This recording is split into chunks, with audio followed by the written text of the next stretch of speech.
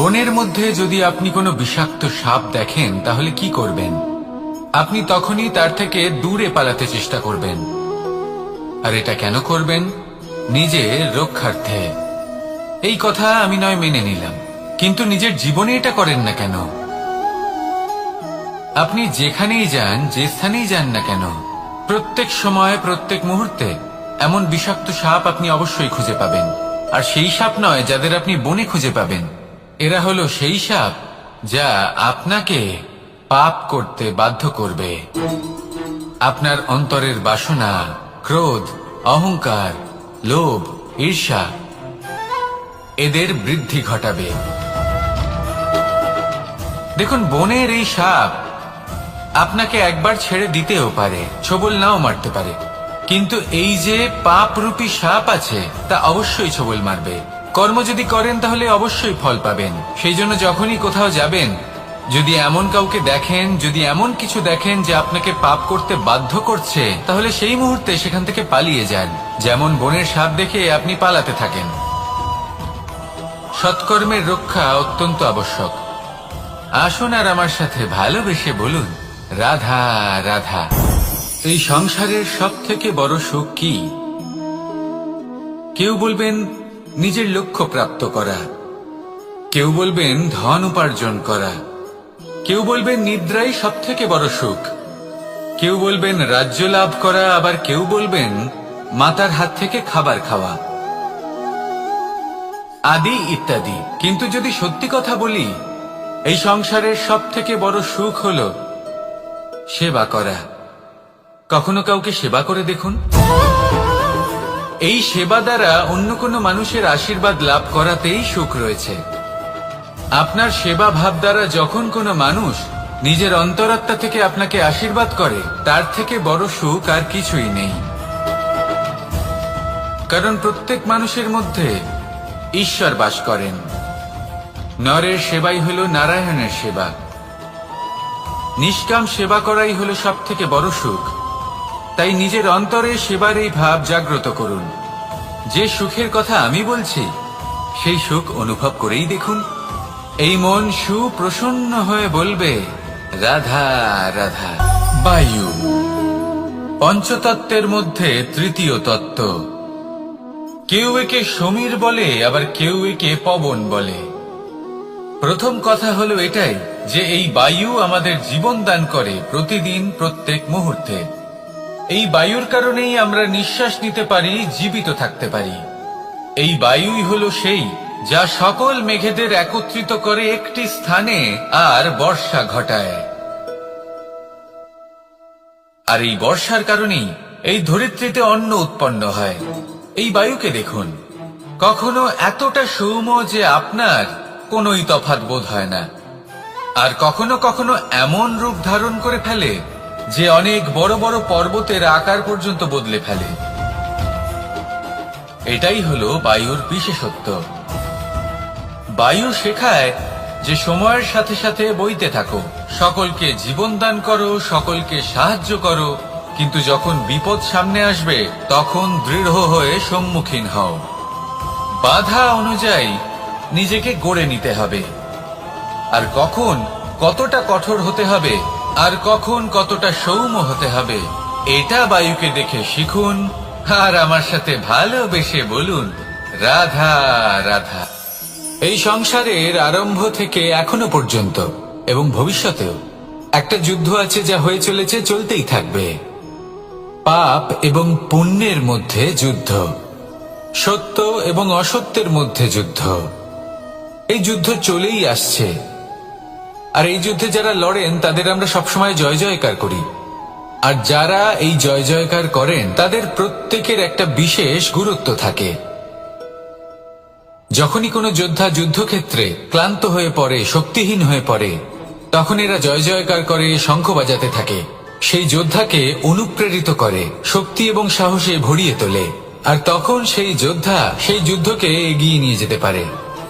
যখন শ্রীরাম লঙ্কা যাত্রা করার জন্য সেতু তৈরি করছিলেন, তখন একটা ছোট্ট মিষ্টি কাঠবিড়ালি নিজের মুখে মাটির টুকরো বয়ে নিয়ে গিয়ে তার সাধ্যমতো তাকে সাহায্য করছিল। শ্রীরাম দেখলেন এবং বললেন যে ও তো সবার মনোবল বৃদ্ধি করছে। সবাইকে প্রেরিত করছে। ও বলল যে আমি এত ছোট হয়েও যদি এই কাজ করতে পারি তাহলে আপনারা সবাই কেন পারবেন না। এটাই হলো সেই সকলের মাহাত্ম্য, যারা জয় জয়কার করেন, অনুপ্রেরিত করেন, সাহস যোগান। ওনারা সেই ব্যক্তি যারা একজন যোদ্ধার মধ্যে যুদ্ধকে জয় করার শক্তি প্রদান করেন। আসুন আমার সাথে ভালোবেসে বলুন, রাধা রাধা। আপনি কখনো কোনো বাজকে নিজের বাসা বানাতে দেখেছেন? এই বাজ যখনই কোনো বাসা বানায় তখন উঁচু গাছের ডালে বা কোনো পর্বতের শিখরে বাসা বানায়, অনেক উচ্চতায়। আর সেখানে তার সন্তানও জন্মগ্রহণ করে। যখন এই সন্তানেরা জন্মায় তখন এই বাজ খুবই ভালোবেসে এবং খুব সাবধানে এদের পালন পোষণ করে। নিজের ঠোঁট দিয়ে তাদের ঠোঁটে খাবার পরিবেশন করে। কিন্তু যেই সেই সন্তানেরা হৃষ্টপুষ্ট হয়ে যায় এবং সেই কথা বাজ নিজে বুঝতে পেরে যায়, সেই বাজ নিজেই সেই বাসা ছিন্ন ভিন্ন করে দেয়। সেই সন্তান যাদের সবেমাত্র ডানা গজিয়েছে, কিভাবে উঠতে হয় তারা জানে না, সেই সন্তানগুলিকে উচ্চতা থেকে ঠেলে দেয়। সেই সন্তান প্রথমে ভয়ভীত হয়ে যায়। তারা সামনে মৃত্যুকে দেখতে পেয়ে ভয়ের কারণে তাদের ডানা ঝাপটাতে থাকে। আর সেই প্রক্রিয়াতেই সেই সন্তানগুলি উড়তে শুরু করে দেয়। এবার এই ঘটনায় আমরা কি শিক্ষা পেতে পারি? এটাই, যদি আপনি মাতা পিতা হন তাহলে নিজের সন্তানকে অবশ্যই স্নেহ করুন, কিন্তু তাদেরকে নিজের আঁচলের তলায় বেঁধে রাখবেন না। যদি আপনি চান আপনার সন্তান জীবনে উন্নতি করুক, তাহলে নিজের মুঠো থেকে তাদের স্বতন্ত্র করে দিন। এই সংসারে সংঘর্ষ করতে দিন। সেই সন্তান নিজেই বুঝতে পারবে যে জন্মের সময় পাওয়া ডানা কি করে ব্যবহার করতে হয়। আর আপনার চোখের সামনে আপনার সন্তান এই আকাশে উড়তে থাকবে। তাহলে আসুন আমার সাথে ভালোবেসে বলুন, রাধা রাধা। আমার জীবনে পরিচয় হয়েছে অনেক ব্যক্তির সাথে, ভিন্ন ভিন্ন ধরনের মানুষ। এনাদের সাথে আলাপ হয়ে খুব ভালো লেগেছে, অনেক শিক্ষাও লাভ করেছি। আমি তাদের সাথেও আলাপ করেছি যারা অনেক উচ্চ স্তরে পৌঁছে গেছেন, আবার তাদের সাথেও যারা নিজেদের জীবনে বিশেষ কিছু করতে পারেননি। তাদের সাথেও পরিচয় হয়েছে যারা সফল, আবার তাদের সাথেও যারা অসফল। এবার এই সবই একই রকম মনে হয়। এদের মধ্যে পার্থক্য শুধুই মানসিকতার। যখনই কোনো অসফল ব্যক্তির সাথে পরিচয় হয়েছে তখনই দেখেছি তাদের কাছে সবসময় একটা অজুহাত রয়েছে যে কেন তারা সফল হতে পারেননি। কখনো তারা দোষ দিয়ে থাকেন তাদের ভাগ্যকে, তাদের পরিস্থিতিকে, দোষারোপ করতে থাকেন তাদের মাতা পিতাকে, আত্মীয়দের, বন্ধু বান্ধবদের। কোনো না কোনো অজুহাত সবসময় এদের কাছে থাকে যে কেন তারা সফল হতে পারেননি। সেখানেই যখন সফল ব্যক্তির সাথে পরিচয় হয় তাদের কাছে সবসময় একটা কারণ থাকে যে কিভাবে এই সমস্যাগুলির ঊর্ধ্বে উঠে সাফল্য লাভ করা যায়। আর সেই কারণ হলো যে যাই হয়ে যাক না কেন, সাফল্য লাভ করতেই হবে।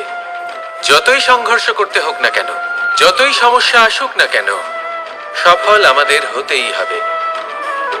এটাই পার্থক্য মানসিকতার।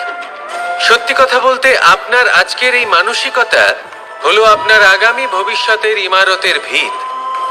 এই মানসিকতা যতটা প্রবল হবে, যতটা শুভ হবে, আপনার ভবিষ্যৎ ততটাই বিশাল এবং সুন্দর হবে।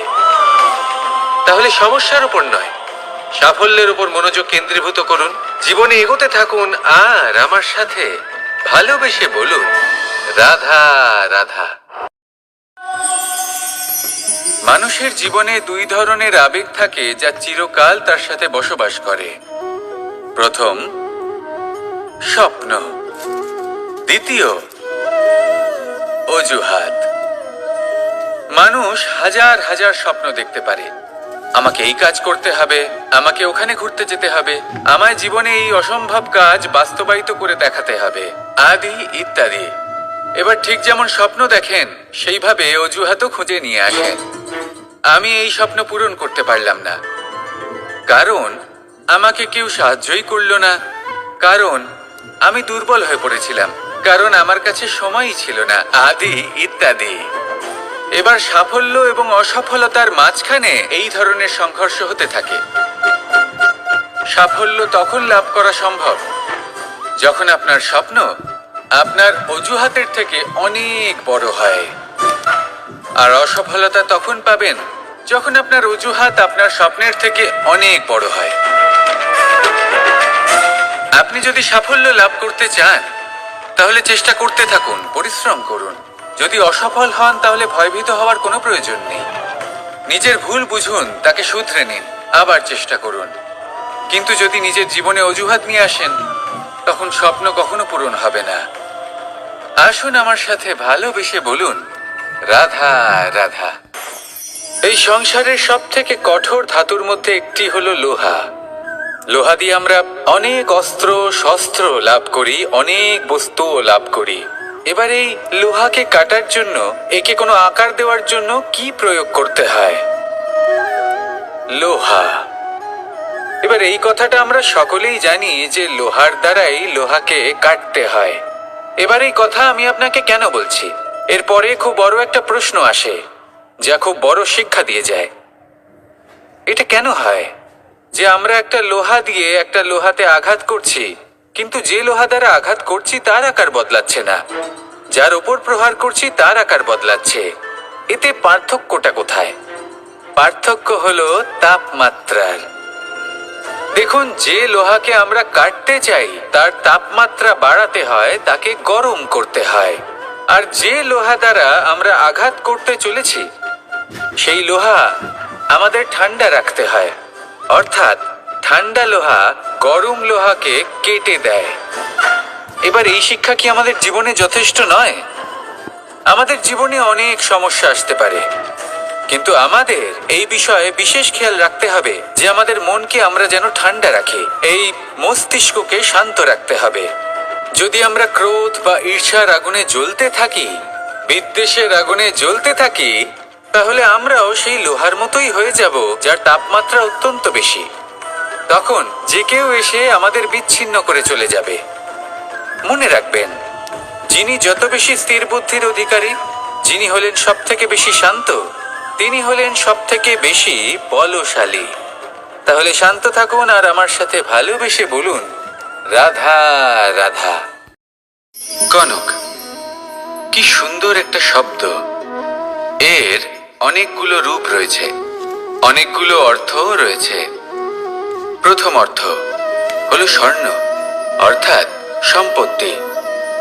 দ্বিতীয় অর্থ ধুতুরা, অর্থাৎ গাছের ছোট একটা বীজ যা কিনা অত্যন্ত শক্তিশালী হয়। যদি বেশি মাত্রায় এর প্রয়োগ করা হয় তাহলে এটা বিষময় হয়ে উঠতে পারে। এই হলো সেই ধুতুরা যার প্রয়োগ মহাদেবের পুজোতে করা হয়। এবার প্রশ্ন হলো এটাই যে এই স্বর্ণ এবং এই ধুতুরার মধ্যে মিল কি রয়েছে? মিল হলো এটাই যে এই দুটোই মানুষকে মত্ত করে তোলে। ধুতুরা মানুষকে তখন মত্ত করে যখন তাকে সেবন করা হয়, কিন্তু স্বর্ণ, ধন, সম্পত্তি, মানুষ এটা যতটাই অর্জন করে নেয় সেটাই যথেষ্ট। এই স্বর্ণ মানুষের ভাবনা চিন্তা করার ক্ষমতাকে বশ করে ফেলে। মানুষ সম্পত্তির লোভে মত্ত হয়ে ওঠে, কারণ যে যত চমৎকারী, যতটা অমূল্য হয় তাকে সামলানো কিন্তু ততটাই কঠিন, তাই না? তাই মনে রাখবেন, ধন, স্বর্ণ, সম্পত্তি এগুলো ধুতুরার থেকেও অনেক বেশি বিষাক্ত হতে পারে। তাই এর ওপর আত্মসংযমের একটা কবচ পরিয়ে রাখবেন এবং বিবেকের শক্তির সাথে এগুলো প্রয়োগ করুন, তবেই কল্যাণ হবে। আসুন আমার সাথে ভালোবেসে বলুন, রাধা রাধা। একটা জলের ফোঁটাকে ফোঁটা নামে সম্বোধন করা হয়। অনেক ফোঁটা একত্রিত হলে সাগরের রূপ ধারণ করে। শুধু একটা পাতাকে পাতা বলা হয়, অন্য অনেক পাতার সাথে একত্রিত হলে তা গ্রন্থের রূপ ধারণ করে। একটা মাত্র সুতো অন্য সুতোর সাথে মিলিত হলে বস্ত্রের রূপ ধারণ করে। অনেক সংখ্যক ইট একত্রিত হলে মহলের রূপ ধারণ করে। সৈন্যরা একত্রিত হলে সৈন্যদল তৈরি হতে পারে। এটা হলো শক্তি সংগঠনের, এটাই হলো শক্তি একতার। তা সে বনস্পতি হোক বা কোনো ব্যক্তিই হোক, কোনো মনোভাবই হোক, যদি একা থাকে তাহলে দুর্বল হয়ে পড়বে। যদি সংগঠিত থাকে তাহলে শক্তিও বাড়বে আর আপনাকে সামনে এগিয়েও নিয়ে যাবে। তাই এই একতায় বিশ্বাস রাখুন আর আমার সাথে ভালোবেসে বলুন রাধা রাধা। জীবন কিসের উপর নির্ভরশীল? ধনের ওপর, বৈভবের ওপর, নিঃশ্বাসের ওপর? না, এই জীবন নির্ভরশীল বিশ্বাসের ওপর। বিশ্বাস নিজের ওপর, বিশ্বাস আমাদের আপনজনের ওপর। কিন্তু যখন এই বিশ্বাস ভেঙে যায় তখন মানুষের মনও ভেঙে যায় আর তারপর সে অন্য কিছু করতেই পারে না। তখন কি করা যেতে পারে? 3টে কাজ আছে যা আপনি করতে পারেন। প্রথম, ভালোবাসা। যাকে আপনি ভালোবাসেন, যারা আপনাকে ভালোবাসে, ভুল যারই হোক না কেন, তার কাছে ক্ষমা চাইতে কখনোই সংকোচ বোধ করবেন না। দ্বিতীয় হলো বিশ্বাস। যারা আপনাকে ভালোবাসেন, আপনাকে বিশ্বাস করেন, তাদের বিশ্বাস কখনো ভাঙবেন না। তৃতীয় হলো আশা। যারা আপনাকে ভালোবাসেন, আপনাকে বিশ্বাস করেন, তাদের আশা আপনার সাথে জড়িত। তাদের থেকে কখনো কিচ্ছু লুকোবেন না। এই 3টে কাজ করুন আর এই জীবন সুপ্রসন্ন হয়ে বলবে রাধা রাধা। জীবনে সাফল্য এবং অসফলতা আপনার বল, আপনার শক্তির উপরে নির্ভরশীল নয়, আপনার মানসিকতার উপর নির্ভরশীল। যদি কোনো ব্যক্তি দৃঢ় নিশ্চয় করে নেয় তাহলে সে কখনো হারে না। যদি কেউ হার মেনে নেয় তাহলে সে কখনোই জিততে পারে না। শেষ পর্যন্ত কি হয়? এই ভাবনাই সত্য হয়ে সামনে চলে আসে আর এই ভাবনাই পরবর্তীকালে ইতিহাস রচনা করে। সেই জন্য আপনি যদি চান আপনার নাম ইতিহাসে থাকুক, তাহলে দৃঢ় হতে শিখুন। ইতিবাচক ভাবনার সাথে, পরিশ্রমের সাথে এগিয়ে চলতে থাকুন। প্রতিস্পর্ধা গ্রহণ করুন আর শুধুই এগিয়ে যেতে থাকুন। সংসারে আপনি যে কোনো উচ্চতাতেই পৌঁছতে পারবেন, কারণ ইচ্ছে শক্তি আর ভালোবাসার চেয়ে বেশি শক্তিশালী আর কিছুই নেই। তাহলে আসুন আর আমার সাথে ভালোবেসে বলুন রাধা রাধা। আজ আমি আপনাকে একটা ছোট্ট কাহিনী শোনাবো। একবার আমি, রাধা আর দাদা, আমরা 3জনে মিলে লুকিয়ে একটা উপবনে গেলাম আম পেড়ে খেতে। অনেক পরিশ্রম করে আমরা ওখানে পৌঁছলাম আর আমরা আশ্চর্যচকিত হয়ে গেলাম এটা দেখে যে এবার তো আম পাকেইনি। এবার দাদা কি করলেন, একটা আম পাড়লেন আর সেটা চাখলেন আর উনি নিরাশ হয়ে পড়লেন। উনি বললেন যে এটা তো খুবই টক। তারপর রাধা একটা আম পাড়লো আর সেটা চেখে দেখলো আর রাধা উৎসাহিত হয়ে পড়ল। আমি রাধাকে জিজ্ঞেস করলাম, কি হয়েছে, তুমি এত উৎসাহিত কেন? তখন রাধা বলল যে এবার এত বেশি টক আম হয়েছে যে এগুলো দিয়ে আমরা আচার বানাবো। তাহলে দাদা ওখান থেকে বেরিয়ে গেলেন নিরাশ হয়ে এবং খালি হাতে।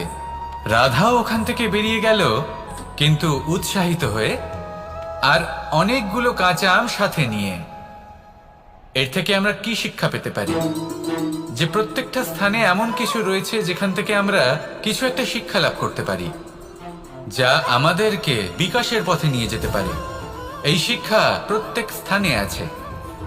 সবকিছু আমাদের দৃষ্টিভঙ্গির উপর নির্ভর করছে। যখনই আমাদের জীবনে, আমাদের সম্পর্কে কোনো সমস্যা, কোনো বিপদ আসে, তখন বেশিরভাগ মানুষ সেই বিষয় নিয়ে দুঃখী হয়ে পড়েন। আর কিছু মানুষ এমনও থাকেন যারা শেষ পর্যন্ত তার সমাধান করেন, বিপদকে পরাজিত করেন, সম্পর্কগুলিকে আবার জুড়ে দেন। যদি আপনি সুখের খোঁজ করেন তাহলে আপনি সুখ অবশ্যই পাবেন, প্রসন্নতা অবশ্যই পাবেন। যদি আপনি দুঃখ খোঁজেন তাহলে দুঃখ অবশ্যই পাবেন। এবার আপনি কি খুঁজতে চান, সেই চয়ন আপনারই। আসুন আর আমার সাথে ভালোবেসে বলুন রাধা রাধা। যখন সূর্যের অত্যাধিক তাপের কারণে এই ধরিত্রী শুষ্ক হয়ে যায়, তখন প্রতিবিম্ব আমরা এইভাবে দেখতে পাই। আমরা কোথাও দূরে তাকালে আমাদের মনে হয় সেখানে জল রয়েছে। আমরা যখনই কাছে গিয়ে দেখি তখন দেখি যে সেখানে জলই নেই। তারপর যেই আমরা পেছনে ফিরে তাকাই আমরা দেখি যেখান থেকে আমরা এসেছি সেখানে জল পড়ে রয়েছে। এবার এই যে মরুতৃষ্ণা, তা কিন্তু শুধুই ভূমিতে নয়, আমাদের ভাবনা চিন্তার সাথেও এটাই হয়ে থাকে, অনেক সময় হয়ে থাকে।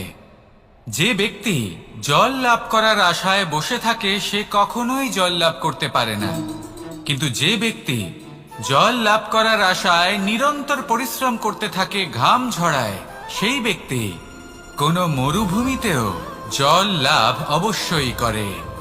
জীবনে যদি আমরা বড় কিছু লাভ করতে চাই তাহলে নিরন্তর পরিশ্রম করতেই হবে। পরিশ্রমের এই মনোভাব অত্যন্ত গুরুত্বপূর্ণ। এই মনোভাব আর দৃষ্টিভঙ্গি এ হলো অন্তরের গুণ। রূপ এবং প্রসাধন এগুলি হলো বাহ্যিক আবরণ। যে ব্যক্তি রূপের কারণে আপনাকে ভালোবাসে তা প্রকৃত ভালোবাসা নয়, কিন্তু যে ব্যক্তি আপনার আবেগ এবং মানসিকতার জন্য আপনাকে ভালোবাসে তাই হলো প্রকৃত ভালোবাসা। তাহলে এই কথাটা মনে রাখুন আর আমার সাথে ভালোবেসে বলুন, রাধা রাধা। সিংহকে বনের রাজা বলা হয়। অত্যন্ত শক্তিশালী হয় সে, তার পরিবারও খুব বড় হয়। কিন্তু যদি এমন হয় যে সিংহের পরিবারে নিজেদের মধ্যেই কলহ সৃষ্টি হয়, যদি তারা নিজেরাই লড়তে থাকে, তাহলে কি হবে? সিংহকে মেরে তার পরিবারকে মেরে ফেলে শেয়াল বনের রাজা হয়ে উঠবে। এবার এই কথা শুধুই সিংহের উপর প্রযোজ্য নয়, বরং প্রত্যেকটি ব্যক্তি, প্রত্যেক পরিবার, প্রত্যেক সম্প্রদায়, প্রত্যেক রাজ্যের উপর প্রযোজ্য হতে পারে। পরিবারে যদি মতভেদ বেড়ে যায় তাহলে সেই পরিবার ভেঙে যেতে পারে। ইতিহাস এই বিষয়ের সাক্ষী। যদি সমাজের মানুষ নিজেদের মধ্যেই লড়তে থাকেন তাহলে কেউ রাজা হতে পারেন না, বরং অন্য কেউ সেই কলহের সুযোগ নিয়ে নিজে রাজা হয়ে বসেন। একতার গুরুত্ব বুঝতে শিখুন। ঘুরে ফিরে বিষয়টা এসে দাঁড়াচ্ছে সেই ভালোবাসায়, কারণ ভালোবাসাই হলো সেই যা সকলকে একসাথে বেঁধে তাদের আনন্দে রাখতে পারে। প্রেমের থেকে বেশি শক্তিশালী আর কিছুই নেই।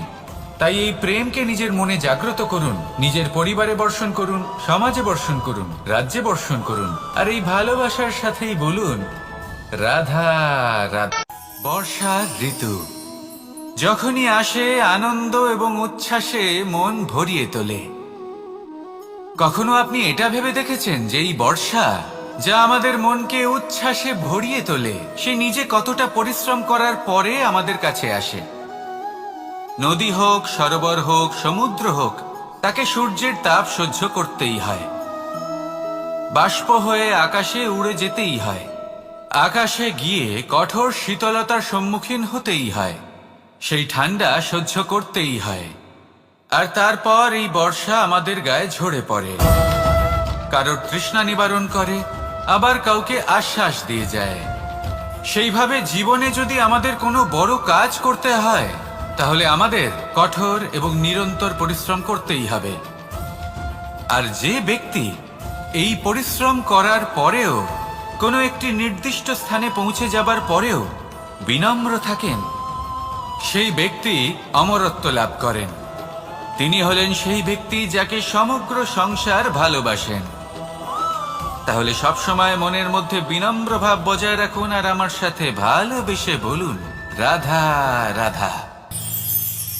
কোনো এক বস্ত্রে যদি ছোট্ট একটা ছিদ্র উৎপন্ন হয় আর যদি আমরা তার দিকে নজর না দিই তাহলে সময়ের সাথে সমগ্র বস্ত্র ছিঁড়ে যায় আর কোনো কাজে আসে না।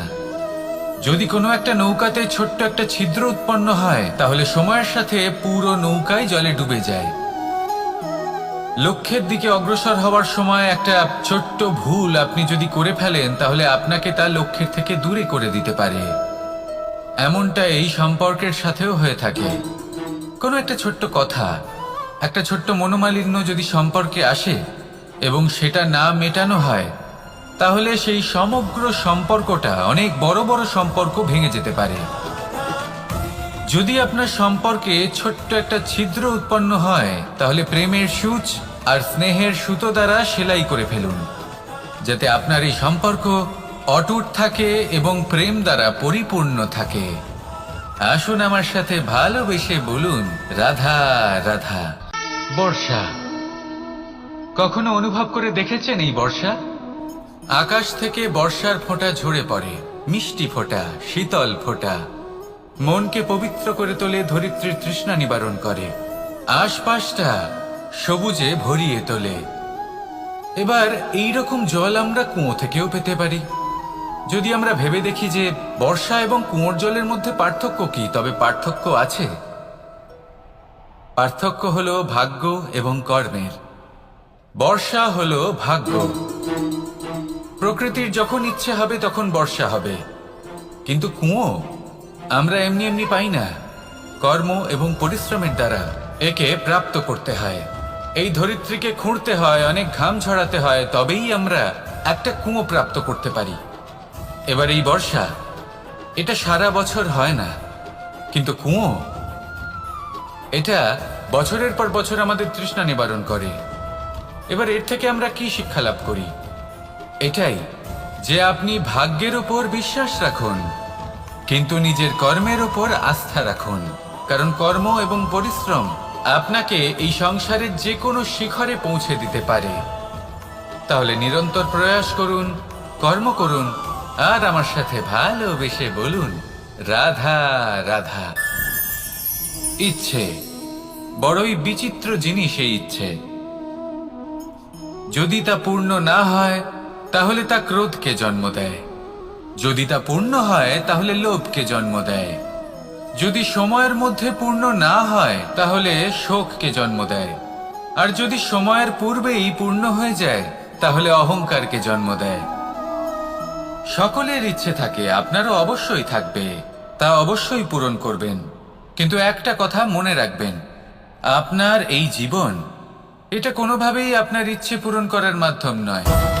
এ হলো ধৈর্য সাধনের এক মাধ্যম, নিয়ন্ত্রণ করার এক মাধ্যম। নিয়ন্ত্রণ নিজের কামনার ওপর, নিজের ইচ্ছের ওপর, নিজের আবেগের ওপর। কারণ ইচ্ছে এটা হলো সেই অশ্বের মতো, যা একবার লাগাম ছাড়া হয়ে গেলে, আপনার হাত থেকে যদি এই লাগাম বেরিয়ে যায়, তাহলে তা আপনাকে সোজা বিনাশের পথে নিয়ে যেতে পারে। কিন্তু যদি আপনি একে নিয়ন্ত্রণ করতে পারেন, তাহলে এটা আপনাকে সাফল্যের শিখরে অবশ্যই পৌঁছে দিতে পারে। তাহলে ইচ্ছেগুলিকে নিয়ন্ত্রণ করুন, আর আমার সাথে ভালোবেসে বলুন, রাধা রাধা। আমরা আনন্দ লাভের জন্য ভালোবাসি মা বাবাকে, ভাই বোনকে, পরিবার পরিজনকে, বন্ধুকে, প্রেমিকাকে। আমরা চাই যে সকলে যেন আপন হয়ে থাকেন, আমাদের কাছে থাকেন। কিন্তু মানুষের একটা প্রবৃত্তি আছে যে তিনি যা লাভ করে ফেলেন তার মূল্য তিনি বুঝতেই পারেন না। যদি আপনার বাড়ির কাছে একটা মিষ্টি জলের সরোবর থাকে বা সুন্দর নদী থাকে, তাহলে জলের গুরুত্বটা কি আপনি তা বুঝতেই পারবেন না। সেইখানে আপনি যদি কোনো একটা মরুভূমিতে যান, আপনি অনুভব করতে পারবেন যে এক একটা ফোঁটা জলের কি গুরুত্ব, তার মূল্য কি। সুখের মুহূর্তে যদি আপনজনদের মনে রাখেন, তবে দুঃখের মুহূর্ত নিজে থেকেই দূরে সরে যাবে। ভালোবাসা এবং তার সাথে স্মরণ করা, এটাই তো হলো জীবনের এবং ভালোবাসার আসল মূল্য। আসুন আর আমার সাথে ভালোবেসে বলুন, রাধা রাধা। ধন মানুষের জীবনের সব থেকে বড় প্রয়োজনীয়তা, সেই অস্ত্র যার দ্বারা মানুষের জীবনের অনেক সংকট দূর করে দেওয়া যেতে পারে, সেই মাধ্যম যার দ্বারা সংসারের সমস্ত জাগতিক সুখ স্বাচ্ছন্দ্য লাভ করা যেতে পারে। কিন্তু ধনের দ্বারা আমরা সবকিছু লাভ করতে পারি না। জাগতিক স্বাচ্ছন্দ্য আমরা লাভ করতে পারি, কিন্তু সুখ লাভ করতে পারবো না। সুখের উপকরণ আমরা লাভ করতে পারি, কিন্তু সুখের অনুভূতি লাভ করতে পারবো না। আনন্দ, সন্তোষ, প্রসন্নতা, এগুলো ধন দ্বারা লাভ করা যায় না। কিন্তু হ্যাঁ, আনন্দ, সন্তোষ আর প্রসন্নতার সাথে যদি কোনো কাজ করেন, তাহলে অবশ্যই ধন লাভ করবেন। তাহলে আসুন আর এই প্রসন্নতার সাথে বলুন, রাধা রাধা। মানুষ শুধুমাত্র দুই ধরনের ব্যক্তির সামনেই নত হন, একজন হলেন তিনি যাকে তিনি সম্মান করেন, আর আরেকজন যাকে তিনি ভয় পান। এবার কোনো ব্যক্তি যদি আপনার সামনে নত হন, তাহলে তার পেছনের কারণ কি? আপনার প্রতি সম্মান নাকি আপনার প্রতি ভয়? সেটা আপনাকেই বুঝতে হবে। যদি আপনি এমন মনে করেন যে তাতে কি যায় আসে, ভয় হোক বা সম্মান, কেউ আমার সামনে নত তো হচ্ছেন, যদি এটা আপনার চিন্তা ভাবনা হয়, তাহলে আপনাকে মনে করিয়ে দিই, এই সময় বদলাতে বেশি সময় লাগে না। আজ যে ব্যক্তি আপনাকে দেখে ভয় পাচ্ছে, কাল এই ভয়ের সমাপ্তিও ঘটতে পারে। আবার এমনও হতে পারে যে তার কাছে অত্যাধিক শক্তি চলে এলো। অনেক কিছুই হতে পারে। তাই মনে রাখবেন, যে মাথা ভয়ের কারণে নত হয় তা সময় এলে সবার আগে বিরোধিতা করতে পারে, আর যে মাথা সম্মানের কারণে নত হয়, আপনার জন্য নিজের শিরচ্ছেদও সে করতে পারে। তাই সকলকে আপন করে নিন, কিন্তু ভয় প্রয়োগ করে নয়। কর্ম করুন এবং সম্মান অর্জন করুন। শুধু এটাই করুন আর আমার সাথে ভালোবেসে বলুন, রাধা রাধা। আমাদের জীবনে গুরুজনেরা, জ্ঞানী মানুষজন সবসময় একটা কথা বলেন, ধৈর্য ধরো। শুধুমাত্র দুটো শব্দ, কিন্তু কতটা বিশাল সেটা বোঝার চেষ্টা করুন। ছোট একটা অস্ত্র হাতে নিন এবং একটা বিশাল পর্বতে নিরন্তর প্রহার করতে থাকুন। ধৈর্য ধরে সেই কাজ করতে থাকুন। এমন একদিন আসবে, এই বিশাল পর্বতে আপনি একটা পথ তৈরি করবেন। কোনো ধনুর্ধর যখন নিজের বিদ্যা অর্জন করেন, তখন তাকেও ধৈর্য ধরতে হয়, তার নিজেকে সময় দিতে হয়, তবেই সে ধনুর্বিদ্যা শিখতে পারে। সেইভাবে আমাদের জীবনেও ধৈর্য ধরার খুব প্রয়োজন। পরিবারে ধৈর্য রাখতে পারলে তাহলে আস্তে আস্তে দেখবেন প্রেম বৃদ্ধি পাচ্ছে। সমাজে যদি ধৈর্য রাখতে পারেন, তাহলে আস্তে আস্তে এই সমাজ আপনাকে সম্মান করবে। যদি নিজের জীবনে ধৈর্য রাখতে পারেন, তাহলে নিজে থেকেই আত্মবিশ্বাস বাড়বে, নিজের বিকাশ হবে। জীবনে সবই সম্ভব যদি ধৈর্য রাখতে পারেন। হয়তো আস্তে আস্তে হবে, কিন্তু হবে অবশ্যই। শুধু ধৈর্য রাখুন, কারণ ধৈর্যই সব থেকে বড় পুঁজি। আসুন আর আমার সাথে ভালোবেসে বলুন, রাধা রাধা। কোনো এক সময়ের ঘটনা এটা। মা এবং বাবা হাটে গিয়েছিলেন। তখন আমি আর দাদা গিয়েছিলাম গরু চড়াতে। আমরা বাড়ি ফিরে এলাম, আর মা সেই সময় একটা কাজ করতেন। যখনই হাটে যেতেন, দরজা তালা বন্ধ করে যেতেন। উনি খুব ভালো করে জানতেন যে যদি ওনার এই মাখন চোর সঠিক সময় পৌঁছে যায়, তাহলে এক ফোঁটাও মাখন আর অবশিষ্ট থাকবে না।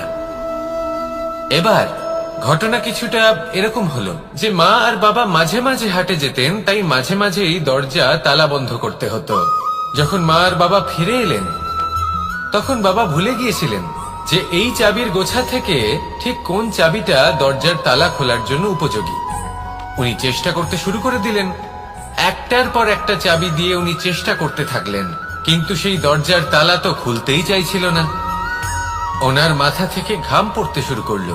তখন মা বললেন যে তালা ভেঙে দেওয়া যাক। মা চলে গেলেন, আর বাবা বললেন, না না দাঁড়াও, আর কিছু চাবি বাকি আছে, এটা হয়তো খুলতে পারবো। মা হাতুড়ি নিয়ে চলে এলেন সেই তালা ভাঙার জন্য, আর তখনই বাবা শেষ চাবিটা প্রয়োগ করলেন, আর দরজার তালা খুলে গেল। যদি উনি চেষ্টা না করতেন, তাহলে এই তালাটাও ভেঙে যেত আর চাবিটাও নষ্ট হয়ে যেত, ঠিক কিনা? এবার এই ঘটনাটা আমি দেখেছিলাম, আর আমার মনে হলো যে কখনো কখনো এই চাবির গোছার মধ্যে থেকে শেষ চাবিটাও কিন্তু জীবনের দরজা খুলে দিতে পারে। সেজন্য আপনি যদি জীবনে সাফল্য লাভ করতে চেষ্টা করেন, নিজের লক্ষ্যে পৌঁছতে চান, তাহলে হার মানবেন না। হয়তো দেখবেন আপনার পরবর্তী প্রচেষ্টা বা এই অন্তিম প্রচেষ্টা আপনাকে সাফল্যের পথে নিয়ে গেল। তাই নিরন্তর প্রচেষ্টা করতে থাকুন, জীবনে সাফল্য লাভ করুন, আর আমার সাথে ভালোবেসে বলুন, রাধা রাধা। কোকিলের ডাক শুনে আমার মন প্রফুল্ল হয়ে ওঠে। কোকিল হলো আমার অত্যন্ত প্রিয়। এরকমই আরো একটা পাখি আছে, কাক। একদিকে কাক, অন্যদিকে কোকিল। এদের মধ্যে বেশি পার্থক্য নেই, কিন্তু কোকিলের কণ্ঠ শুনে সবার মন প্রফুল্ল হয়ে ওঠে। কোকিল যখন সামনে আসে তখন মন শান্ত হয়ে যায়, যখন কাক সামনে আসে তখন মানুষ দূরে পালিয়ে যায়। এমন কেন হয়?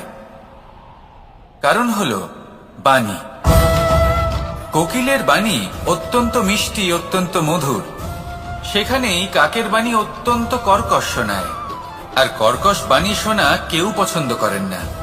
আপনি নিজেকে জিজ্ঞেস করুন, কোনো ব্যক্তি আপনার সাথে কথা বললে তার বাণী মধুর হলে আপনার ভালো লাগে, আর যদি কর্কশ হয় তার থেকে দূরে চলে যেতে ইচ্ছে করে। তাই নিজের বাণীও এইভাবেই মধুর রাখুন, মিষ্টি রাখুন। এ আমারও খুব প্রিয়। আর এটা তখন হয় যখন মনে প্রেম থাকে। মনের মধ্যে প্রেম জাগ্রত করুন, বাণী নিজে থেকেই মধুর হয়ে যাবে। আর কৃষ্ণ নিজে থেকে আপনার কাছে আসবে আর আপনার সাথে বলবে, কি রাধা রাধা। যখন সূর্যের অত্যাধিক তাপের কারণে এই ধরিত্রী শুষ্ক হয়ে যায়, তখন প্রতিবিম্ব আমরা এইভাবে দেখতে পাই। আমরা কোথাও দূরে তাকালে আমাদের মনে হয় সেখানে জল রয়েছে। আমরা যখনই কাছে গিয়ে দেখি তখন দেখি যে সেখানে জলই নেই। তারপর যেই আমরা পেছনে ফিরে তাকাই আমরা দেখি যেখান থেকে আমরা এসেছি সেখানে জল পড়ে রয়েছে। এবার এই যে মরুতৃষ্ণা, তা কিন্তু শুধুই ভূমিতে নয়, আমাদের ভাবনা চিন্তার সাথেও এটাই হয়ে থাকে, অনেক সময় হয়ে থাকে। যে ব্যক্তি জল লাভ করার আশায় বসে থাকে সে কখনোই জল লাভ করতে পারে না। কিন্তু যে ব্যক্তি জল লাভ করার আশায় নিরন্তর পরিশ্রম করতে থাকে, ঘাম ঝরায়, সেই ব্যক্তি কোনো মরুভূমিতেও জল লাভ অবশ্যই করে। জীবনে যদি আমরা বড় কিছু লাভ করতে চাই তাহলে নিরন্তর পরিশ্রম করতেই হবে। পরিশ্রমের এই মনোভাব অত্যন্ত গুরুত্বপূর্ণ। এই মনোভাব আর দৃষ্টিভঙ্গি এ হলো অন্তরের গুণ। রূপ এবং প্রসাধন এগুলি হলো বাহ্যিক আবরণ। যে ব্যক্তি রূপের কারণে আপনাকে ভালোবাসে তা প্রকৃত ভালোবাসা নয়। কিন্তু যে ব্যক্তি আপনার আবেগ এবং মানসিকতার জন্য আপনাকে ভালোবাসে তাই হলো প্রকৃত ভালোবাসা।